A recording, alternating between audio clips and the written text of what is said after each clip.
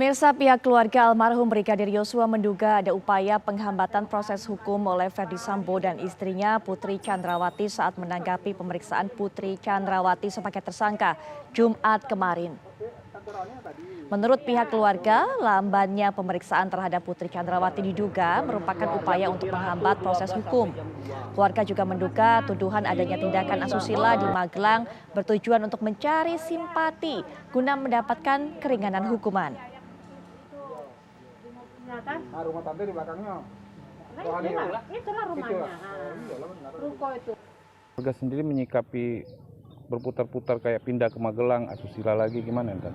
Itu alibi aja bagi Pak Sambo dan keluarga ya. Mereka mau menghambat-hambat ini aja penyelidikan dari tim khusus saja. Mereka mau mengulur-ulur waktu gitu nah. Kalau menurut tante ada upaya untuk Rekayasa kembali. meringankan hukuman atau mencari simpati orang lain dengan motif yang sama. Kayaknya keluarga Ibu Putri yaitu mau bagaimana biar orang itu mendapat keringanan, begitu juga si Kuat. Ingin mendapatkan keringanan, ingin mendapatkan simpati publik, itu yang dikatakan pun juga pendapat dari keluarga almarhum Brigadir Yosua. Melihat dan juga mendengarkan keterangan yang disampaikan oleh kuasa hukum dari PC atau istri dari Ferdy Sambo ini setelah menjalani pemeriksaan yang cukup lama selama 12 jam kemarin. Ada mungkin dari pihak keluarga Brigadir Yosua menghubungi Pak Nelson ataupun juga kuasa hukum bercerita bagaimana perasaannya, apa yang dirasakan, apa pendapatnya melihat keterangan dari Putri Chandrawati ini. Minggu lalu kami menerima kembali kepercayaan kuasa kedua untuk yang kita sampaikan laporan kemarin. Terus acara wisuda kemarin, saya yang menghantar, mengembalikan keluarga itu. Sedih kalau kita katakan, tiada lagi air mata, itu Itoku ya. Selalu bilang, aduh bagaimana ini ibu Papa Charlie ini, di mana kau, bersuaralah kau. Kau yang bilang ini anakmu, selain aku yang melahirkan, ada bahasa Latinnya ini, dia anak yang menetapkan. Kenapa jadi begini? Sampai kepada adiknya, terpelihara rapi, semua itu contoh-contoh itu sudah gamblang. Nah, kami harus katakan, sama dengan kepergian wisuda kemarin itu, si bapak itu menangis, terseduh-sedan. Itu si bapak biasanya dia tegar. Saya tanya, Pak Lae, ada lagi yang kurang, saya bilang. Selalu beliau mengatakan kami serahkan ke kalian. Kepercayaan saya kepada pemerintah, Bapak Presiden, Menko Polhukam, saya sudah berulang-ulang. Tiada lagi kata percaya di batin mereka. Mereka juga penduduk yang the man in the vehicle delik, yang nggak tahu hukum, sudah matang kalau ditanya yang ini. Dia sudah tahu pasal-pasal yang akan perencanaan itu, sudah hafal sekali. Ketika nanti ada perubahan, beliau bertanya, bisanya jadi menyimpang begini, kita harus kekeh, kita harus begini. Dari mereka kita minta kuasa, tidak akan ada perubahan, tidak ada model pencabutan sepanjang kita normatif. Keluarga ini juga di sana tidak pernah berubah. Tapi artinya belum ada hal terbaru yang disampaikan oleh keluarga dari almarhum Brigadir Yosua ketika mendengar bagaimana keterangan Bu Putri yang dari tadi selalu saya katakan masih bersikukuh dengan versinya. Belum ada. Belum ada. Baik, belum ada. Mungkin menceritakan sesuatu, mencurahkan atau kekesalan tertentu tidak ada, Pak Nelson, hingga saat ini belum? Ada ya menyimpang sedikit, kalau untuk si bapak di handphone itu ya seperti selalu kita bilang, beredarnya ini di luar kita ya, uang-uang itu ya. Tapi kalau untuk ibunda Itoku saya tercinta itu selalu menceritakan kehilangan anak itu adalah satu hal yang sangat-sangat luar biasa sakitnya di dalam hidupnya. Dan dia membandingkan sama-sama anak 4 ya, apa dia tidak rasakan yang kita rasakan? Apakah sudah begitu hidup di perkotaan, mereka yang kultural, musyawarah mufakat, kekeluargaan itu tetap, saya selalu katakan di muka bumi ini hanya 2 hukum. Satu hukum Tuhan, satu hukum kita. Baik. Hukum kita. Nah, mereka bilang kita serahkan kepada hukum yang berat. Baik, Pak Nelson, kami juga akan bawa Anda untuk bisa mengetahui sebenarnya bagaimana kegiatan dari Putri Chandrawati ini. Rekan kami yang sudah berada di rumah atau juga kediamannya akan bisa memberikan informasi kepada Anda. Baik, silakan informasi mengenai bagaimana saat ini kondisi yang ada di Duren 3.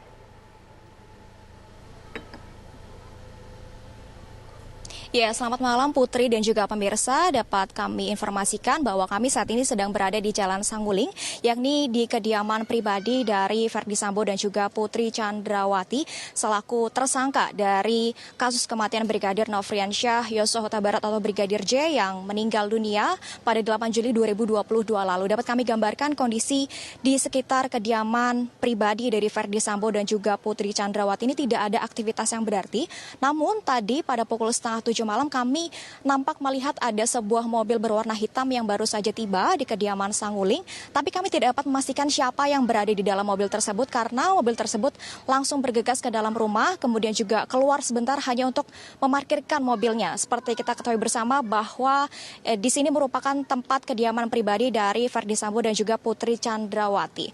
Dan salah satu tersangka yakni istri dari Verdi Sambo yakni Putri Chandrawati yang telah dilakukan pemeriksaan oleh penyidik Barreskrim Polri kemarin telah menyatakan dan juga bersikukuh terhadap pernyataannya kepada penyidik Barreskrim bahwa dirinya hanya sebagai korban dari tindakan diduga asusila yang dilakukan oleh almarhum Brigadir Nofriansyah Yosua Huta Barat ataupun Brigadir J. Selama kurang lebih 12 jam lamanya diperiksa oleh penyidik dan di salah satu fokus pertanyaan yang didalami oleh penyidik yakni berkaitan dengan apa sebenarnya aktivitas yang terjadi di rumah yang berada di Magelang, Jawa Tengah. Karena memang peristiwa tersebut disinyalir terjadi adanya dugaan tindakan asusila di Magelang, kemudian baru akhirnya terjadi peristiwa penembakan yang terjadi di kediaman dinas Verdi Sambo yang berada di Duren 3, Jakarta Selatan.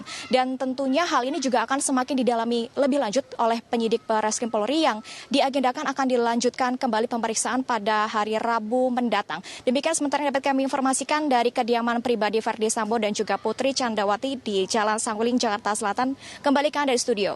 Baik, Kani, terima kasih untuk informasi yang sudah Anda sampaikan. Itu rumahnya, kediaman yang nanti pada hari Selasa di lokasi TKP ini, Mas Reza, kita akan tahu 5 tersangka itu akan dikumpulkan, merekonstruksi apa yang sebenarnya terjadi pada hari itu.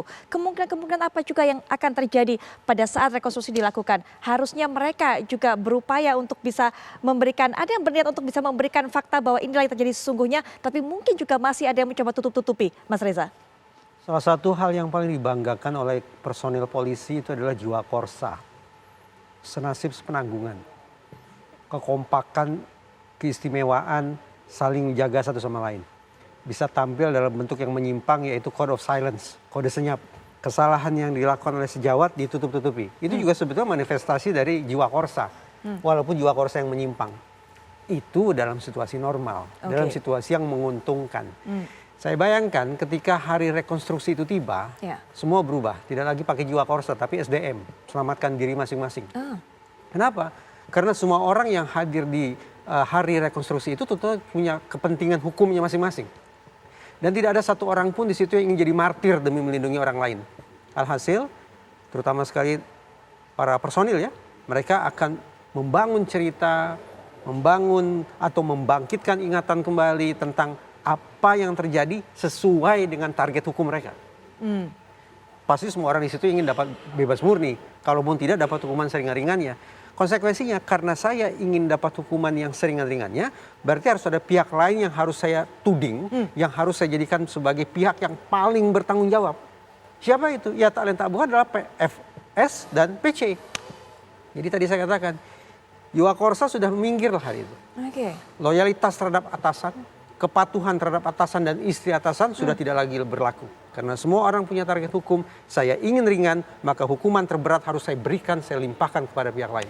Baik, yaitu Pak Ito, FS dan PC. Baik, Pak Ito, pandangannya mengenai hal ini, tidak ada jiwa korsa, tidak ada yang namanya patuh tunduk terhadap perintah atasan, tapi saya harus ungkap kebenaran supaya saya juga bisa, setidaknya tadi Mas Reza katakan, mendapatkan hukuman seringan-ringannya. Pak Ito. Iya, baik Mbak. Untuk kasus ini, tentunya kalau jiwa korsa yang disampaikan Mas Reza itu dalam kondisi yang normal ya. Betul. Tapi dalam kasus ini kita juga punya namanya profesionalisme dari penyidik yang harus dikedepankan untuk bisa bagaimana menjaga marwah institusi. Ya tidak mungkin institusi dikorbankan hanya untuk jiwa korsa, jelas orang-orang yang bersalah. Jadi seseorang yang terlibat kasus pidana tentu berupaya untuk bagaimana meringankan atau bahkan terlepas dari kasus tersebut. Dan mereka mungkin akan menyampaikan pada saat rekonstruksi. Tapi jangan lupa bahwa ini satu rekonstruksi yang sangat spesial menurut pengalaman saya. selama saya jadi polisi ya, bahwa belum pernah ada rekonstruksi yang menghadirkan dari JPU langsung, kemudian juga Komnas HAM dengan Kompolnas. Jadi saya kira kalau sekarang dari pihak luar saja ikut menjadi saksi, bagaimana kita mau bersimpati melalui kode tadi ya jiwa korsa itu, saya sangat yakin bahwa apa yang disampaikan penyidik nanti dilihat secara transparan sehingga hasilnya pun pasti akan transparan ya. Tadi saya sependapat dengan Mas Reza. Di sini mereka tentunya ingin bagaimana menyelamatkan diri masing-masing karena ancaman hukumannya kan berat ya Mbak ya. Saya berpikir mereka tentunya akan menceritakan apa adanya. Tentunya mereka juga tidak ingin mendapatkan istilahnya dampak yang sangat berat buat kehidupan dan karir mereka ke depan. Jadi mereka tentunya akan menyampaikan yang sebaik-baiknya. Tapi hal yang paling positif di sini adalah Pak Kapolri telah memberikan kesempatan yang luas bagi pihak-pihak luar untuk bisa hadir di rekonstruksi nanti yang selama ini memang tidak lazim. Saya kira ini merupakan satu poin yang positif yang dilakukan oleh Pak Kapolri dalam rangka memberikan kepada masyarakat, menunjukkan bahwa Polri ini objektif, transparan, dan juga tentunya ingin menyampaikan sesuatu yang sebenarnya ya. Demikian Mbak Putri. Pak Bambang, ini tidak lazim begitu dijelaskan oleh Pak Ito dan diharapkan dengan kehadiran pihak luar ini kemudian bisa menjaga bahwa proses rekonstruksi ini bisa berjalan secara transparan. Pak Bambang. Ya,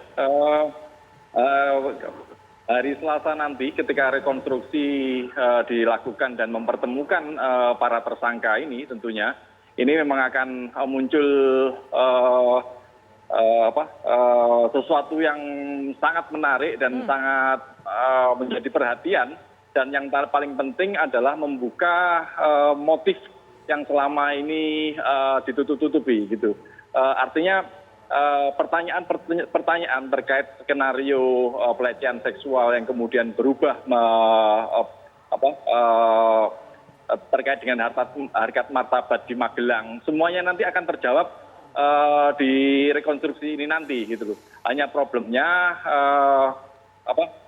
motif-motif yang muncul di masyarakat, asumsi-asumsi yang muncul di masyarakat terkait ada konsorsium 303 ini nanti juga akan terjawab di situ gitu loh. Makanya saya juga sedikit heran kepada pengacara Brigadir J yang kapan hari juga menyatakan ada transaksi 200 juta di rekening Brigadir J, kalau sekarang menghilang gitu loh. Kenapa itu tidak dikejar gitu loh? Apakah itu nanti dalam rekonstruksi tentunya tidak akan muncul apa itu transaksi 200 juta itu gitu loh.